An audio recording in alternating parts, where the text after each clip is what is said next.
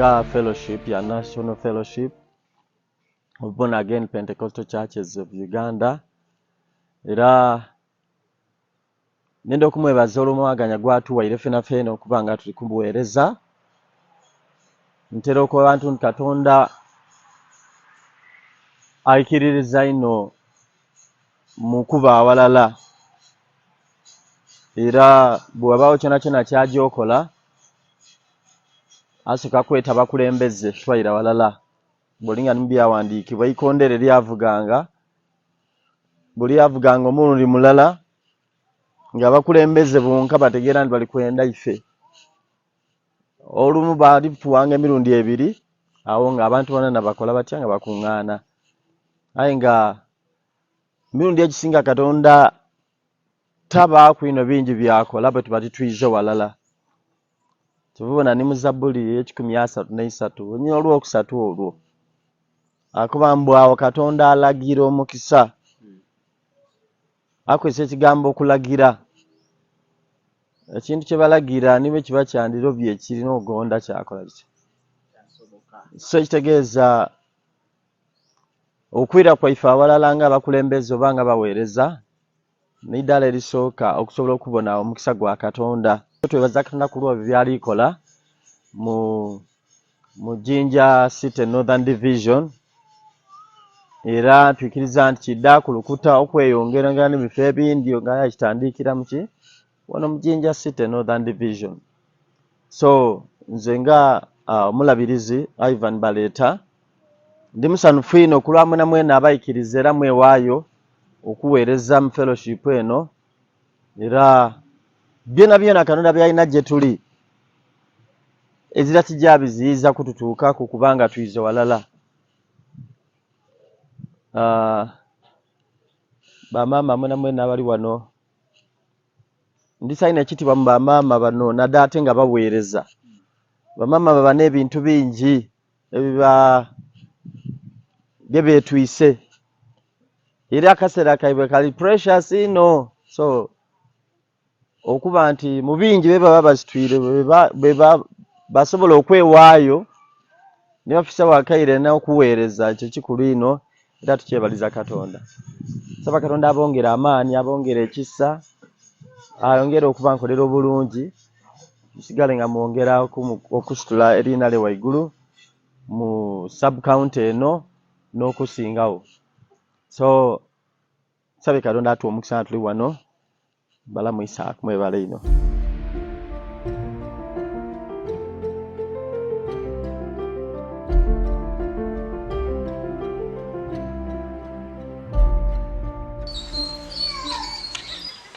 Kanisa egiire ng'egootana mpola mpola okuva ku musingi gwe yaliku. Nze nali nkaali kulokoka aye nga ndi wa Church of Uganda. Aye mwalingamu amateeka nga nkaali muto nga nsoma nga emisango abakusitaayo gye bayiza tigijja mu bataka oba tigijja mu mwerosi nga diweera mu kanisa. Ab'ekanisa nga batyama n'abakulembeze b'ekanisa nga batyama bakola ku nsonga eyo yagondooka. Nze nabona kuuku omusomesa yali ewaife eyo ekkaliro n'omukazi we balina ensonga gye bavuuvuumamu olwo yamutwala owa Mwawule bawoza omusango gwasinga omusaada bamwala embooko nga ndiku ekitasoboka saawa eno. Aye bamukuba kibooko awo ng'ekanisa ekaali ku musingi gwa Yesu. Bamwala kibooko nga mbona kumizamu empisa. Kamwafe bashire. Aye mpegano ekanisa naddala y'abalokole obulokole buno bwetulimu buno obwo buli kusebengerera aye nebaza Katonda kuba buli kuyizibwa obuyaka nimu abavuka abasitwike nze nebaza Katonda kuba ndidi nti kayi bwidasi tukabwida kuterera aye nga ekanisa ebaire woyire kukuba eri ekanisa mulimu abakusitayo kibeeta empagi webakolere omutawaana tebabafa bayiragale nti muleke abakunguzi abali babakungula ekyompegano nekiriwo nebaziiza ino aye nga mu makanisa nze gembo ine kukuba musoga akoba ati oliireku kitufundire kwa netegereza nga mu kanisa we mubaamu omuntu owebeeyi wakula ensobi basirika ku busirikira ekiise kanisa ya Kristo mazima gaweremu era galobeera abantu okulokoka ati oyo ati nze oyo omusinga oyo mubulokole oyo nze musinga waitiri mulokole makanisa imboyini abantu bati bafuyise olwigi mu kanisa aye nebaza Katonda kuba we mutandise muti nze nebaza Katonda era ngolola Katonda omukono nti ekanisa eidda kwira mu nteeko Mukama bawo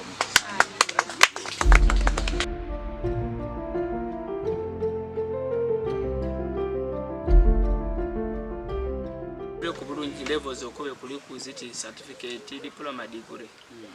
periods da bintu ebina byona ekyo kiwire kyokubiri omuntu asobola otandikira ku level ene level ba kutandikira ku degree nga enda degree yonko ba enda certificate I mean like that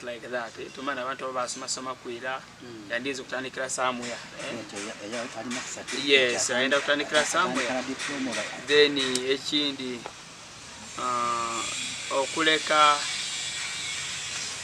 okuleka imwe bwe mweda ni musomesa physically other arrangements into mutasobola somero ba ku internet bichi emisomo gye imwe egyo yaba qualified okusinga okutyama eri ababalina emirimu egende gyokola nga bingi then ekindi isomero emeririwa oba just eri mobile nga bwokobe kyonka oba mulaku ku n'isomero eryo itendekero eri aganibwa ekisembayo teekateeka enough back oba nenteekateeka gye muli kwogeraku enough back oba nimwe n'obuweereza bwaibwe twenda kuba nga tukusiima olw'ebibuuzo ebyo era Katonda akuwa omukisa ekya levels okitegeere bulungi wale okusooka obaire oli kusiima and then bwogire maisa sityo ekya levels wakyongerako wakoba nti eri abantu abalina certificates eri abantu abali ku different levels so era sityo kiba kidira muwa kati ensonga ki tuli wano okuba nga tukola nani eno okuba nga tubaleeta okuba nga tumanisa nti bwe tunaba nga tusa abantu wetunatuwa okuba nga tuselectinga abantu era still katutegeere nti nze nalienza okusoma ndina kino ni kino so bwobanga olina certificate mu kintu kyona era still tujja ba considerate kuba nga tegeera nti okay kitegeeza iwe weetaaga isomo liti oba weetaaga ebiseera biti so ekyo tujja kuba nga tukirowooza then oli kubuuza nti eriyo possibility ya online ensonga ki online yaida most of covid nyasinga okuba nga ereeta online aye lasi eri ebintu ebigire maiso okuba nga biremerawo nga tebiri kukyuka aye online right now kusoma kuno engeri gye tulikola ni communities ediri close to us tube tukali kuba nga tugirowooza ino so era kino kikonnekitinga ku kire ekibuuzo ekindi ky'obuuziiza nti tuli university isomero yaffe eri somewhere oba no tuli just a mobile like this tube tubanga tujja twamana nti Budondo cluster neeno oba Budondo team neeno tumana ekibuuzo ekindi ky'obuuziiza kibaire ku okay is it enough back kind of nani obabe ndikwenda kubanga nkwira mu nti national fellowship etuleete walala bwe tuleete wale ensonga kimbendeka nti okuleeta training etuli gisula obusule but bwali obwetaavu obwalagibwa nti mu community mulimu embeera yeetaaga abasomesa okuba nga basomesebwako so still tuli once one national fellowship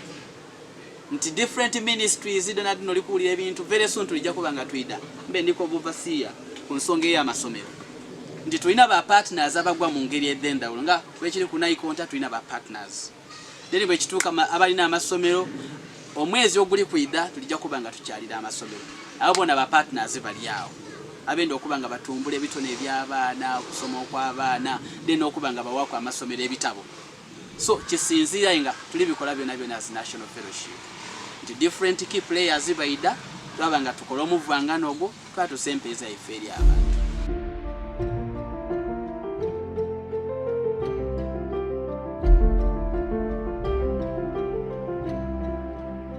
Waliwo iteeka eryo eriri kwida ng'omusumba bw'abati yasoma ndowooza wajja kubaawo tano linene tyawoze nawe mbuukiza baliisinga kufa kuki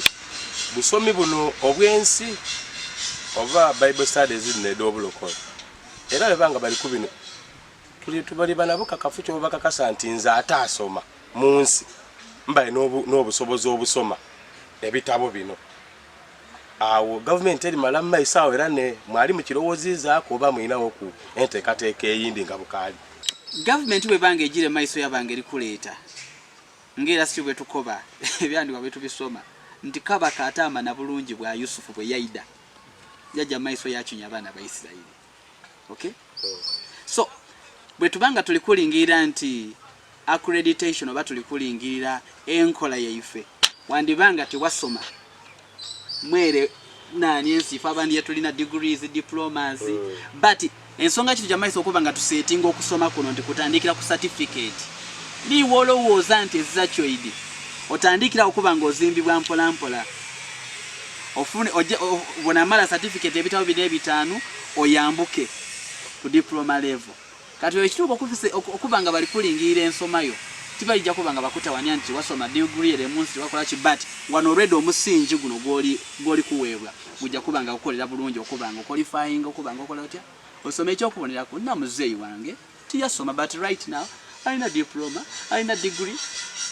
mu church field and right now boba kumulingirira akola ebintu n'okusinga omuntu alina nani a degree in the world n'oluzungu alwogera so ife no tulina omwoyo omutukuvu atuyamba okutereza ebintu bino aye bisere ebisinga kai tujire maiso twa violating omwoyo omutukuvu olikola ekintu ekizirayo ayo likoba ekisa kimala eryo n'omuntu owundi agire wati ndi muzeeyi woyogeire nti wajja bwa quotinga n'ekyawandika moderekedi kulire walala aye nga in other words ekigambo ekyawandika engeri oli kivunula mutine yo context wali kwogera kuba nga weewoleza bwewolereza nga weeno kidi nti that is not the way that scripture should be addressed. Okuva mutandikira ebigambo by'omwogeji nibona nga bikoze amakulu mu bulamu bwange kati nzira kibuuzayo ndikwenda kanzimbe koba muna kisima kangezeko okuzimbako kuba mpulire abaire pastori oba mu byayogeire mubairemu nti mulimu abalina certificate mulimu abalina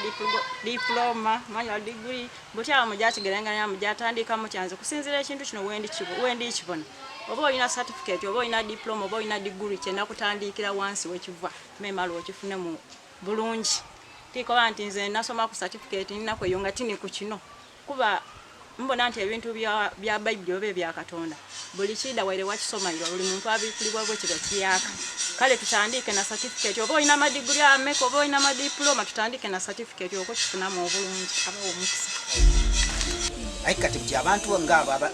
ababaire nga tebasomyeko mulina nteekateeka ki eyokubayambako nga nafubaka okuba abanga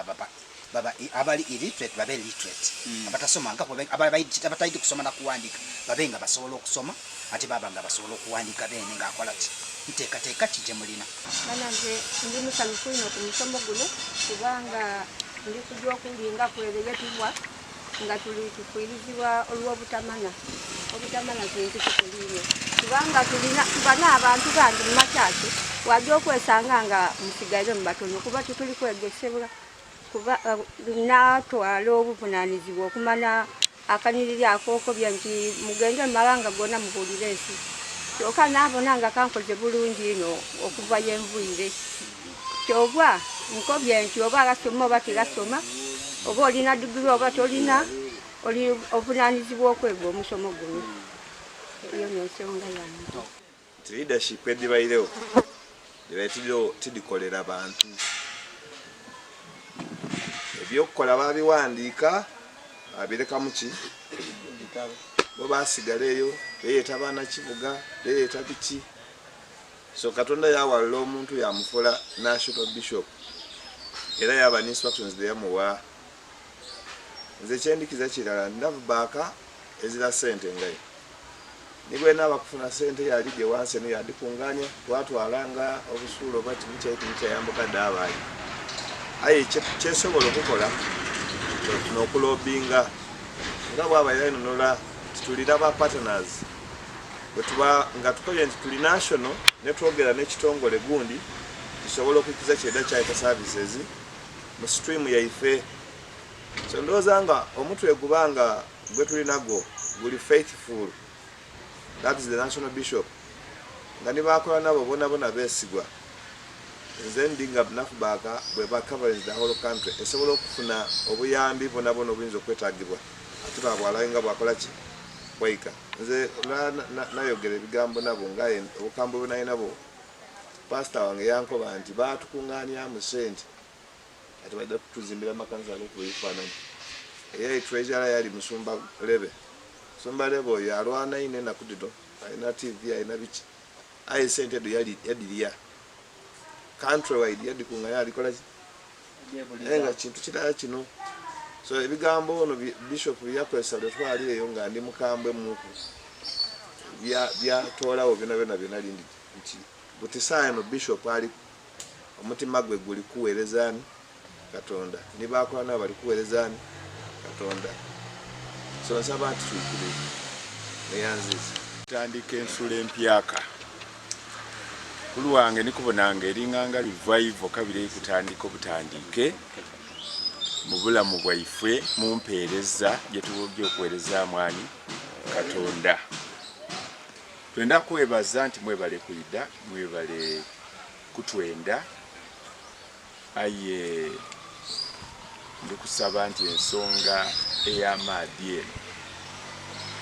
ey'amaadhi eka tutwala bubi era buli goli kubona nga noyena wano kigambo eky'amaadhi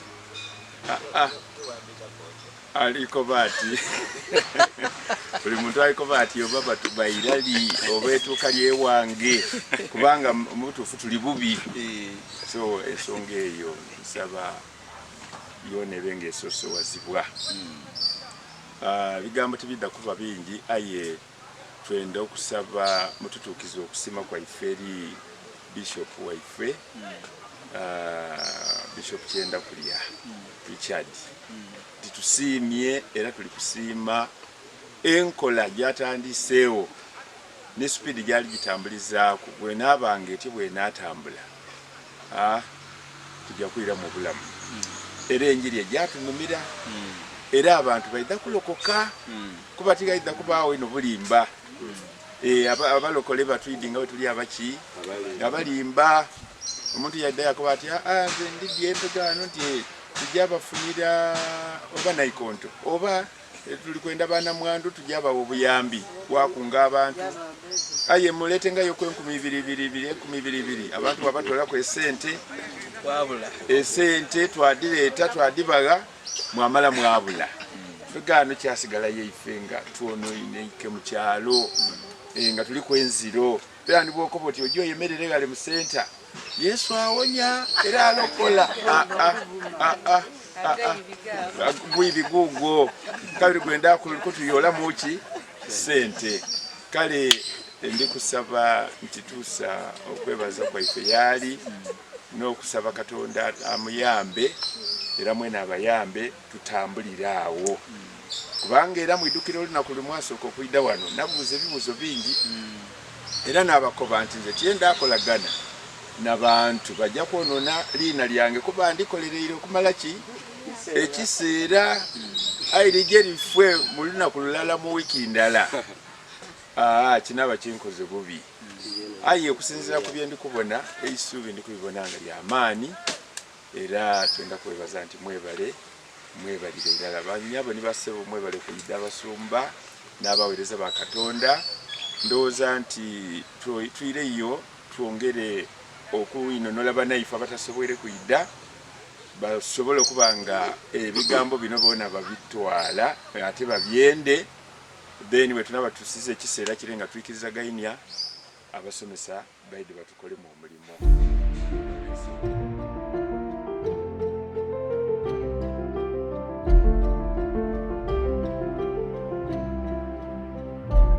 Praise the Lord. My name is Victor Ivan Baleta, pastor of the Breath of Life Church, but also the overseer in the National Fellowship of Born Again Pentecostal Churches of Uganda in Jinja City, Northern Division or Northern District. Today we are here in Budondo Sub-County. Remember, Jinja City, Northern Division has 3 sub-counties: Bugembe Sub-County, Mafira Sub-County, and Budondo Sub-County. So today we are here in Budondo Sub-County, and we are grateful to God for what He's doing in this sub-county through this fellowship. Today we are here. We've met the local leadership as we are looking at the borehole which has been already been put in place by the fellowship, and we want to thank God so much for every person that yielded themselves to God to be used in order to bring water, safe water in this community. When we went to the place where this community was fetching water, it was so heartbreaking to find that human beings, are sharing the same water well with animals. This broke our hearts as a fellowship, and we began to pray. And we want to thank God so much that the water well is already here. The water borehole is already here for safe water in this community, and the people are excited, they are happy. And we also want to thank God so much for the local council leadership that have worked together with us in achieving this great achievement. Also today, we are, as the National Fellowship, we've been able to meet the local leaders, the pastors, and the ministers of the churches in this sub-county, and we have been doing the vision casting for the training, the pastors' training, the ministers' training, that it will be coming up very soon. And the pastors are so excited, they have welcomed it, because we know that to be a doctor, you need to be trained. To be a teacher, you need to be trained. But also to be a pastor, you need to be trained. So the pastors here, they are so excited, and they're welcoming this training, which will be running over the times. Many have already enrolled, and it's going to kick off. Thank you so much for the prayer support. And the other areas that still need water.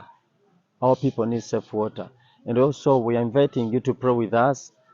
And if you have means, you can be a blessing to this community.